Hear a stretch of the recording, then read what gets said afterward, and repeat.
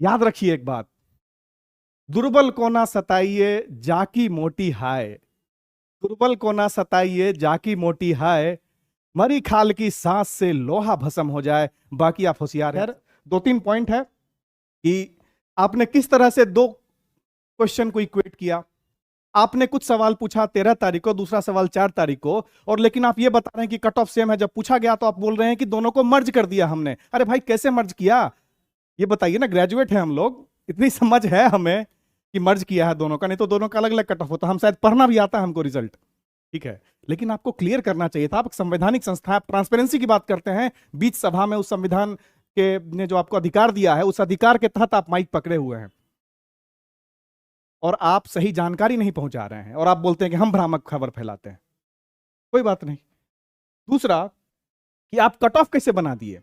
आप जब question paper ही equate नहीं कर पाएंगे, आप कट ऑफ कैसे बनाए, किस आधार पे आपने कट ऑफ बनाया। हो सकता है 75 कट ऑफ हो, आप उसका बेसिस बताइए बाहर आके, तभी आप ट्रांसपेरेंट कहलाएंगे। वो ट्रांसपेरेंसी नहीं है, वो कुछ और है। अब क्या है वो तो आप खुद जानते हैं, बताना उचित नहीं है।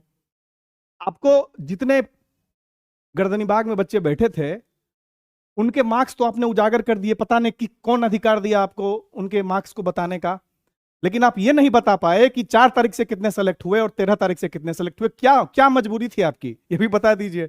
उसके साथ ही बता देते, कल ही बता देते। जो पिटिशनर है उनमें से कितने सेलेक्ट हुए ये आपको पता है। पिटिशनर में से कितने सेलेक्ट हुए, किनका सिलेक्शन नहीं हुआ, किसको कितने मार्क्स आए ये भी आपको पता है। लेकिन ये पता नहीं है कि 4 तारीख से कितने परसेंटेज लोग सेलेक्ट हुए। क्वेश्चन पेपर अलग है, ये सवाल उठता है, उठना लाजमी है। जब 1 महीने से कोई सड़क पे बैठा हो ना,